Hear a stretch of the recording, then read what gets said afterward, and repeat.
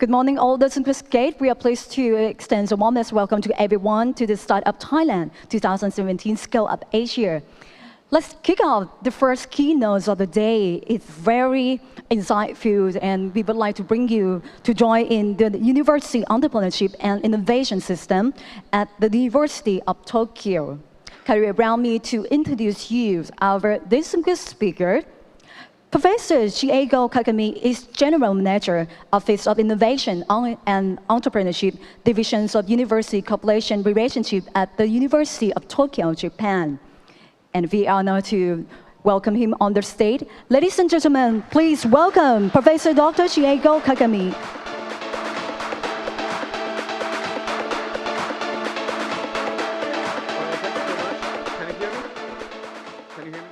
Good morning, everyone. Thank you so much indeed. And I'm very much honored to be part of this great community. First of all, I'll be expressing my special thanks to National Innovation Agency and Thailand's Ministry of Science and Technology for inviting me to this great conference of Startup Thailand 2017. And also, I'd like to also express my special thanks to NATO for connecting me with this great community of innovation and entrepreneurship. Today, I would like to spend almost a half an hour to talk about my experience on how in Japan we have been doing to encourage academic entrepreneurship for the last decade or so.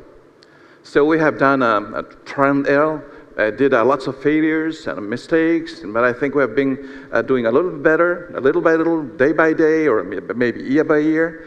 So I hope my talk would have some help to discuss further how Thailand and Japan work together to encourage entrepreneurship and innovation. Well, let me start with this interesting slide. The gentleman over there, gentleman from the left, second person from the left, Professor Suga. When I first met with him almost a decade or so, he was wearing a ponytail and also, T-shirt and jeans. He is a great, interesting professor, and he looks a little bit formal, but I think he got the prize. You see this one.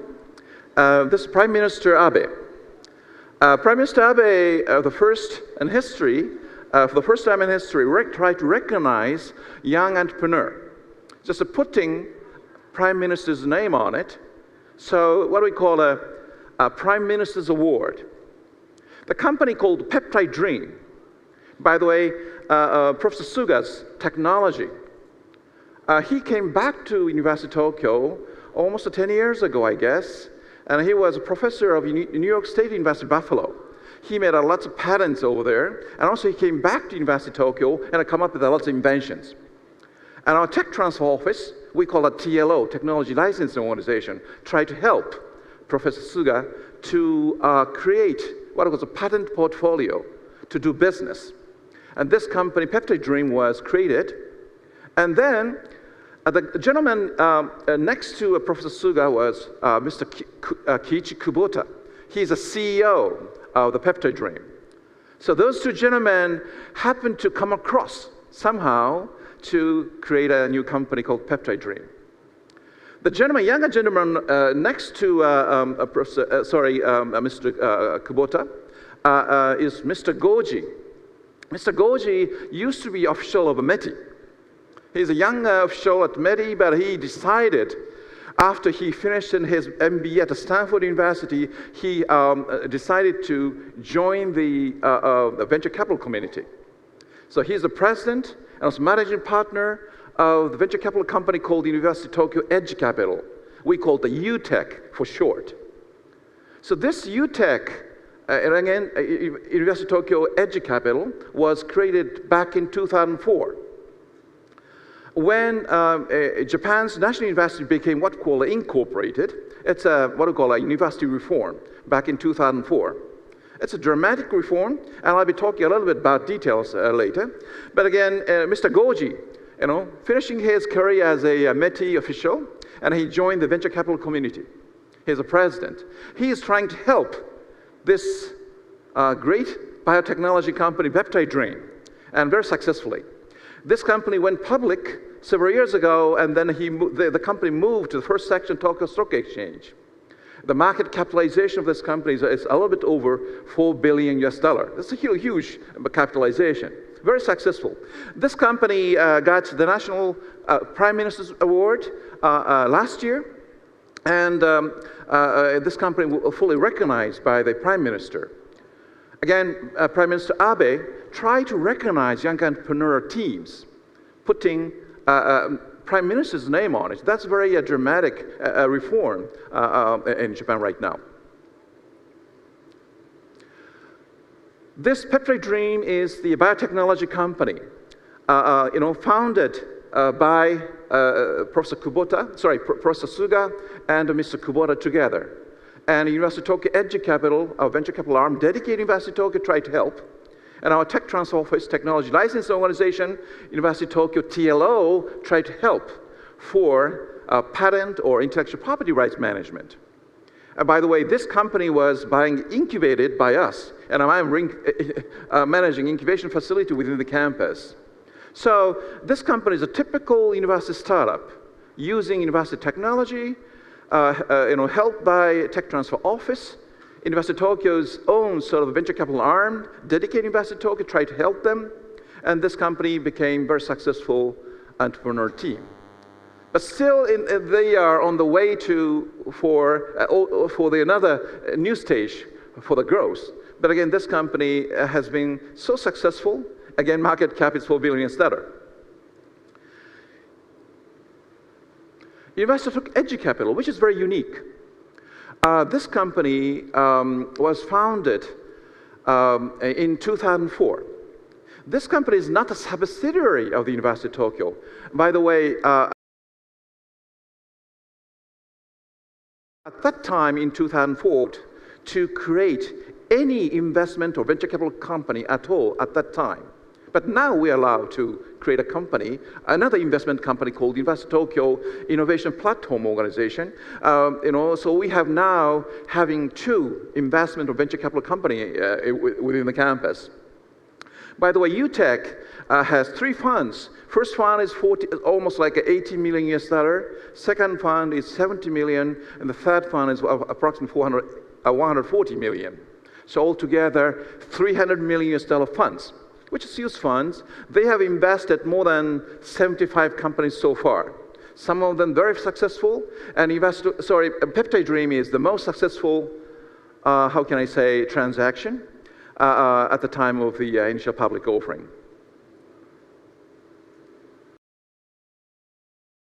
The startups, on an accumulation basis, this data came from the Ministry of Economy and Trade and Industry. As of April last year, 2016. University of Tokyo seems to be doing well, ranked #1, and which is followed by the other national universities.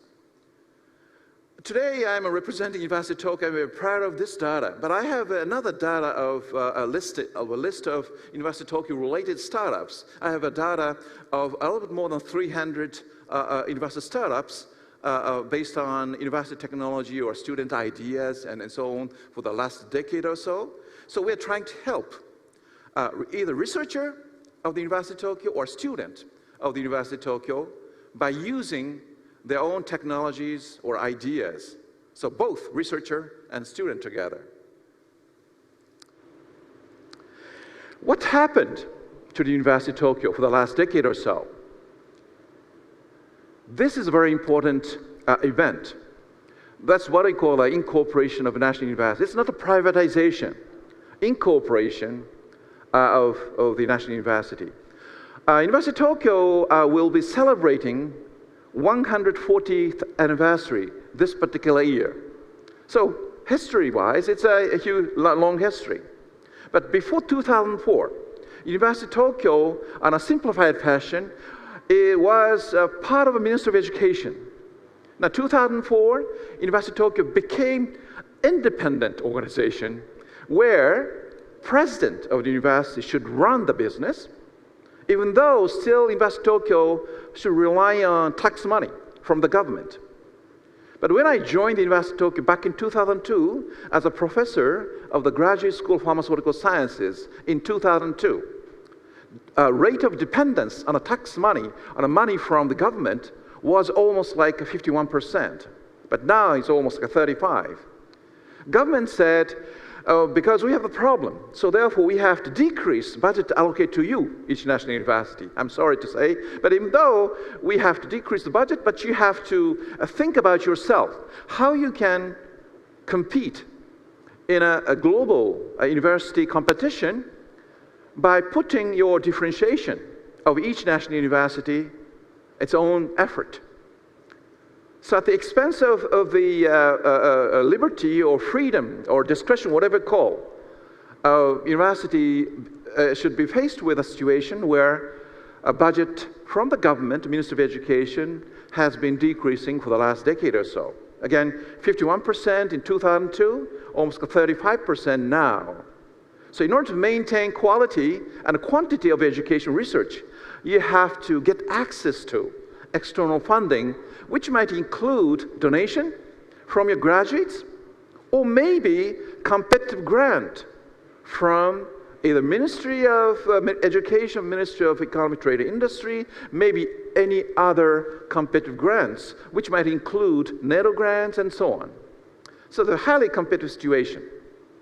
At the time of incorporation of National University, there are two major dramatic changes. First one was, as indicated, budget is now limited, so therefore we have to get access to external funding. So in order to increase the budget for research, we have to get closer to the industry to get the what we call a joint research project. That's one thing. A second thing is that this is more important for the entrepreneurship university. That is the change of the intellectual property management role. Before 2004, as long as you're a researcher, you come up with your invention. You have to report your invention, but your invention is basically yours. But after 2004, as a researcher of the University of Tokyo, your invention belonged to the university. So that's a dramatic change. Again, before 2004, your invention, you have to report your invention, but I think your invention is yours. But after 2004 April, your invention should be reported to the university. And the university itself should be the patent owner of the intellectual property rights which you, as inventor, come up with. But again, the inventor should be rewarded. So therefore, we have made a tremendous changes of the rules of intellectual property management rule, which is very similar to that of the United States, frankly speaking. For example, you are an inventor, and your invention happens to be sexy enough to get the revenue. That's what I call a royalty. So after deduction of necessary expenses, the remaining portion, we call it the profit, for example, and the profit, 30% profit comes to the university itself. 30% comes to the department you belong to as a researcher, and the remaining 40% comes to you as an inventor. So that is something that we change, the intellectual property management role. So now university is the owner of the intellectual property rights after 2004. So therefore, 2004, I moved from Graduate School of Pharmaceutical Sciences to this organization called Division of University Corporate Relations, where I became a professor. And also, of course, I teach entrepreneurship innovation, but at the same time, I do practice. I'm running incubation facility. I've been a board member of the venture capital company of UTech, for example. And also I do accept any kind of inquiry regarding your intention about your entrepreneurship, either from students or researcher. So any kind of consultation.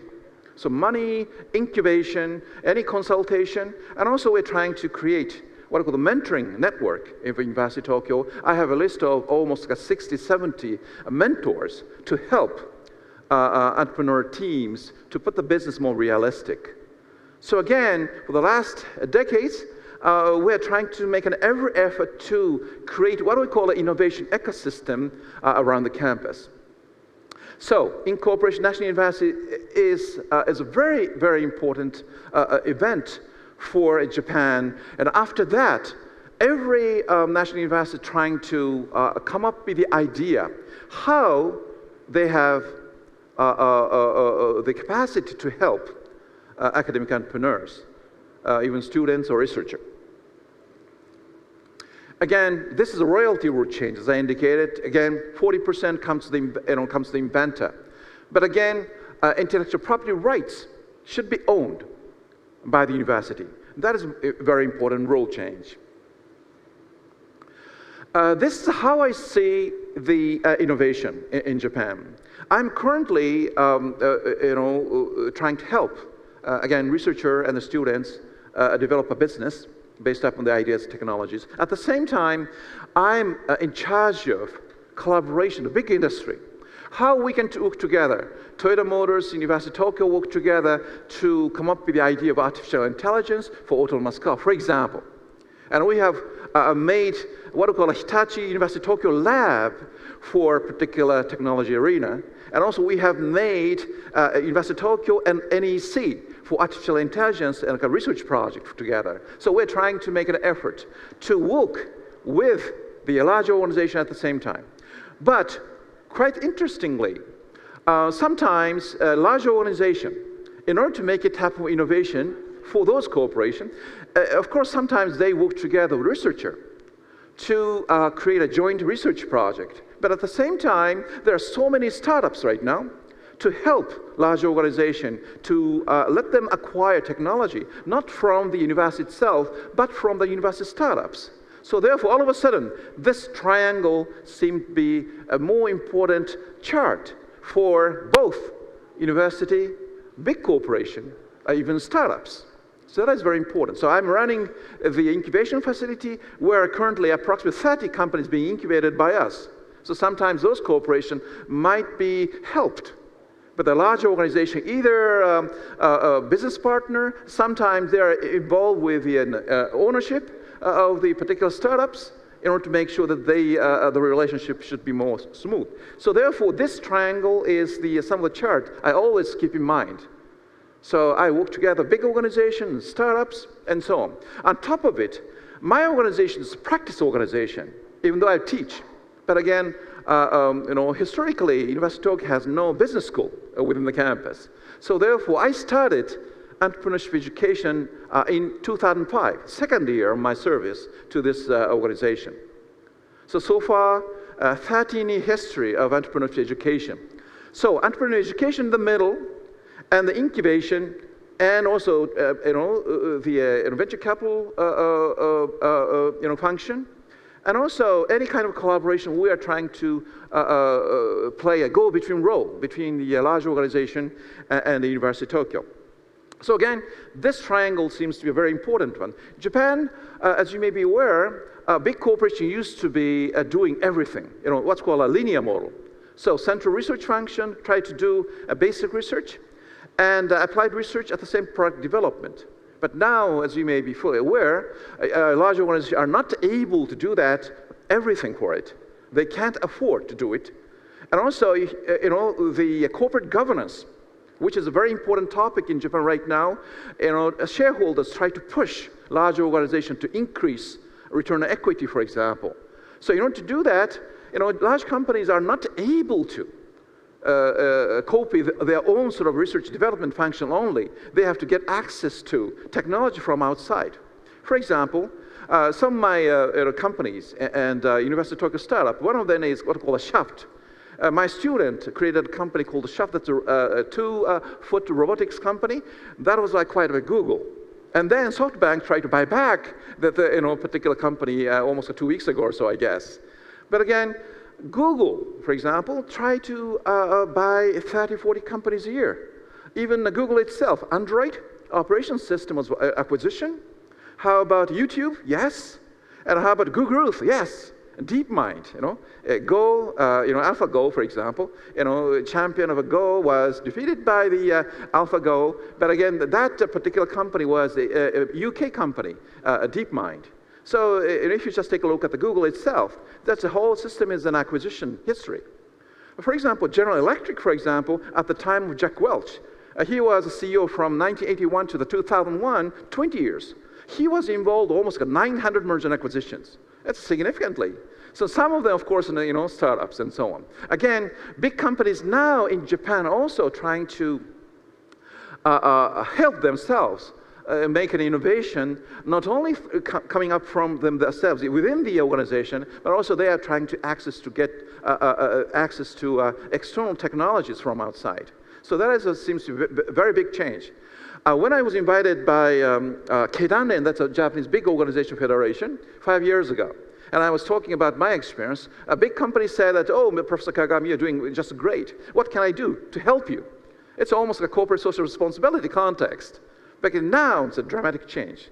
So big companies now fully aware, without relationship with the startups, they're not able to compete anymore in a global market competition. So therefore, I think a mentality of big corporation now seems to be changing, little by little, year by year. On top of it, corporate governance, pressure from the shareholders now try to encourage Japanese big companies try to work together with startups.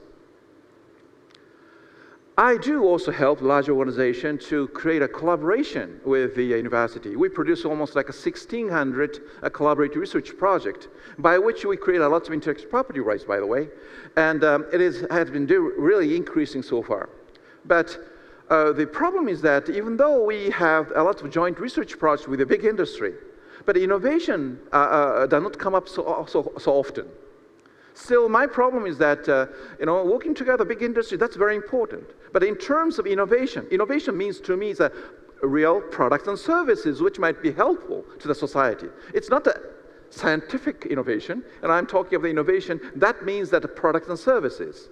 But the big companies are not able to create a real innovative products within the organization, but somehow they have problems. It's a probably inevitable problem for a big organization. As I indicated, in a Google and a General Electric, they're trying to get access to external technologies. Companies try to put the entrepreneurship into the organization by depending on external technologies companies. This is a sort of a menu of the University of Tokyo for promoting university entrepreneurship. A consultation and also mentoring.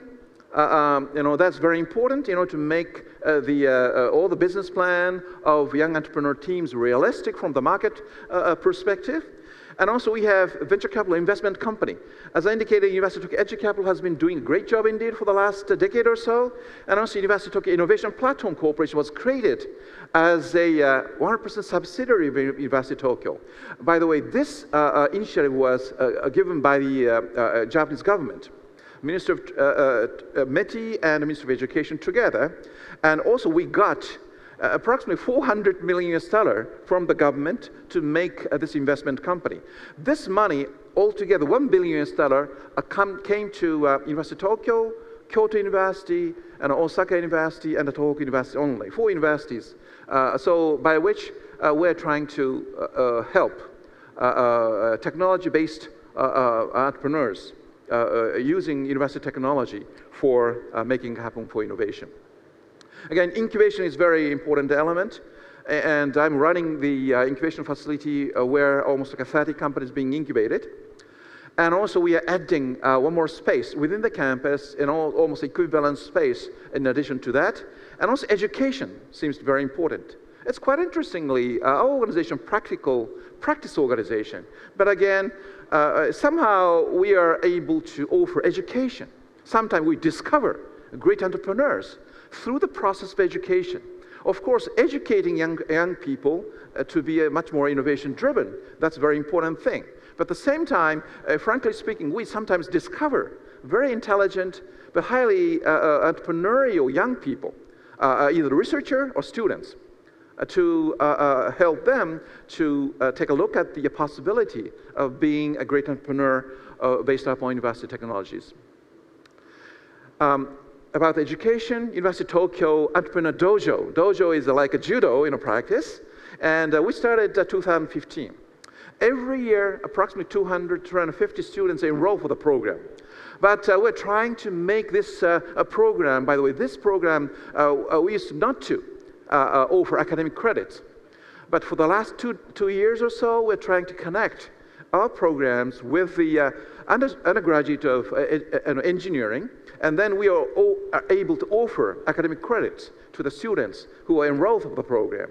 So this particular year, we are lucky enough to have a little bit over 550 students for this program, thanks to the change of the programs. Now we offer academic credits. So last year 350, this year almost got 550 students enrolled for the program.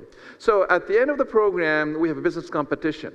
And winners of the business competition either dispatched to Beijing to have an exchange program with the Beijing University, Peking University together, and also some of the students dispatched to the South by Southwest exhibition in Austin, Texas, in the United States. So every year we send almost 10 teams.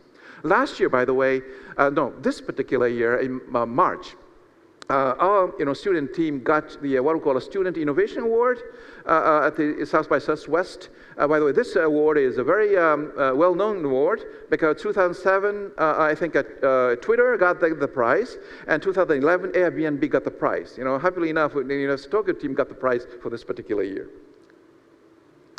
And most of the students for my program are graduate school students, engineering department, so therefore they sometimes have their own sort of invention.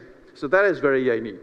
In most of the cases, invention, either professor and a student, sometimes joint inventorship sometimes. So again, this is the profile of the students enrolled for my program for the last decade or so.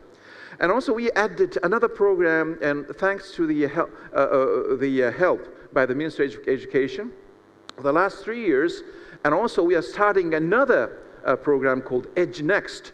This is EDGE program. We are starting the EDGE Next program from this particular year for the next 5 years. This program designed for the researcher, either PhD students or postdoctoral researchers who have never thought about the business. So the most important thing is that they have great papers. That sounds very sexy as a paper. They might be a list of the great scholars. But again, a great paper does not necessarily mean the business. So the most important thing is that how you really interpret academic paper to transform the academic paper to the showcase looks like a business, smell like a business, I should say. So what I can do, recruit some of the postdoctoral researchers and PhD students, again, who have never thought about the business, and start with the academic papers. So we're trying to make a question. If there's any way of using that particular technology, who could be beneficial by the technology for some reason? So we're trying to try to interpret from the customer's perspective by using the particular technology. So in the end of the program, business, showcase looks a really good business. And we're trying to encourage them to be exposed, the Silicon Valley venture capitalists, to let the students be exposed to the business community and to make a 5-minute pitch and get feedback from the venture capitalists in Silicon Valley. So we have done that kind of educational program for the last 3 years. And then we're trying to do that again for the next 5 years or so. Again, this is Public-Private Innovation Fund program, as indicated. A government tried to encourage leading 4 research universities in Japan, including University of Tokyo, try to capitalizing on the research efforts to make it happen for innovation through university startups. And we got almost like a 50 billion Japanese yen. That means $500 million to use that money for university startups. So again, there are so many, I think, great initiatives, and NEDO made a great initiatives as NEDO experts indicated yesterday, and a technology commercialization program, startup innovator programs, and STS and SCA. Those programs are very beneficial to the university startups because through those programs, university technology could be exposed to the business community, by which those entrepreneurs should go for the next step. So thanks to the NEDO, thanks to the any other government efforts, University of Tokyo I feel that it has been really encouraged by the government. Again, governments is fully involved for technology startups based on university technology. This is the last slide. I'm involved with this Asian Entrepreneurship World Competition for the last 5 years. I'm one of the hosts of the program. We invite young entrepreneur teams from 16 Asian countries. We have added Israel and New Zealand for this particular year. So altogether 16 countries. Approximately 30 entrepreneur teams are invited by our own expense. And then we invite them to, in Japan, the place called Kashiwanoha. It's a Chiba prefecture, not Tokyo. But there we have, University of Tokyo, we have own campus over there. And Mitsui Fudosan, that's a real estate company, it's a biggest sponsor. Thanks to the other sponsorship, we're organizing the competition. The most important thing is that Japan should be still one of the centers in Asia to try to encourage young entrepreneurs. So probably the young entrepreneurial teams from Asian countries might have a business access to a big Japanese corporation. That would be happen. And also Japanese venture capitalists might be interested in making an investment to startups in Asia. So therefore, this conference is organized fully in English language. So semi-final competition, a mentoring session, and also final session, all English language. So, as you may be aware, Japan is not necessarily so a great country where English is in the language of the conference. But again, this conference is fully English-spoken conferences. And, for the last 5 years, very successful. Some of the companies, even Thailand, and my connection with Thammasat and so on, we invite some professor of Thammasat to bring pick up some of the great sexy entrepreneur teams to Japan, and we have a competition. But again, this is not a competition at all. This is beyond the competition. We furnish a sort of a friendship, and also we are creating, how can I say, infrastructure, more or less, how we can really encourage young entrepreneur teams as Asian as a whole. And a Japanese venture capital community, angel investor, and also university as a whole might be playing some roles for it. Okay, this is the last slide, and I'm sure that you may have lots of questions. I'm working here and there, so if you have a question, please let me know. I would be more than happy to answer. But thank you very much indeed for your attention. Thanks. This is Professor Dr. Shigeo Kagami. Thank you very much to you. The experiences you share is valuable insight for us, and thank you for making the first sessions of the day productive as well. สำหรับในช่วง